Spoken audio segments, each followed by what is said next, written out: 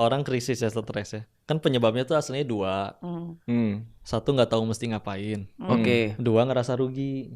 Ngerasa rugi gimana maksudnya? Rugi dong, misalkan aku udah berbuat baik tapi kok dia malah nggak ngebalas kebaikanku. Nggak ada sesuatu yang dia lihat. Betul. Nah, obat untuk 2 hal itu kan, satu, kalau nggak tahu mesti ngapain, ilmu. Makanya orang-orang berilmu jauh lebih tenang, udah jelas banget kan. Ya. Karena dia mesti ngapain. Apalagi kalau misalkan dia punya panduan yang dia yakini banget ini tuh wahyu dari yang nyiptain. Maka dia tahu banget apapun yang terjadi dia udah punya solusinya, tinggal cari dari petunjuk yang sudah ada.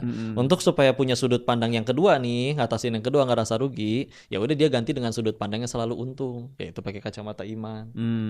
Karena kan kalau di Quran surat 16 An-Nahl ayat 97-nya ya, barang siapa beriman kepada Allah, man amila sholihan bin zakarin aw untha fahuwa mu'min. Nah, barang siapa dia beriman kepada Allah dan beramal soleh, akan diberikan hayatan thayyibah, kehidupan yang baik. Jadi hidup yang baik itu udah kudu ada ilmunya, ada imannya, ada, udah dia jadi tenang. Jadi apalagi gitu yang bisa zolimin dia. Anggaplah dia udah berupaya dengan ilmu yang dia punya, tetap gagal juga.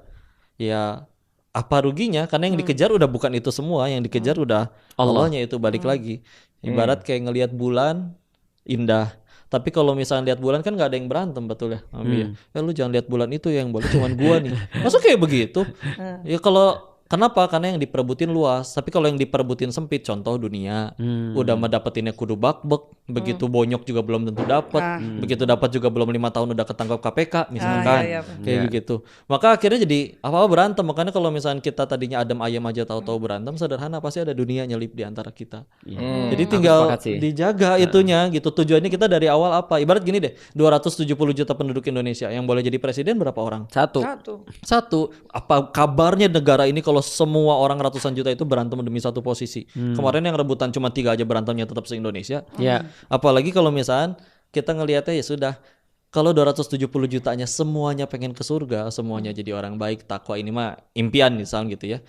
Muat nggak surga bagi 270 juta orang itu? Lebih. Pasti muat banget. Jadi sehingga akhirnya orang nggak mikir ngapain kudu berantem kan. Makanya ketika dipikirin, ya Allah, kalau orang lapar nyolong 5 menit lagi dia nggak makan mati, dia nyolong, saya ngerasa malah justru iba. Tapi kan yang kejadian di negeri ini tuh, mereka tuh mereka nyolong miliaran dalam keadaan di rekeningnya udah ada miliaran. Jadi wajar gitu, gemes tuh wajar banget, dan perlu yang strong gitu untuk mengurus yang menggemaskan seperti itu. Soalnya kan kemarin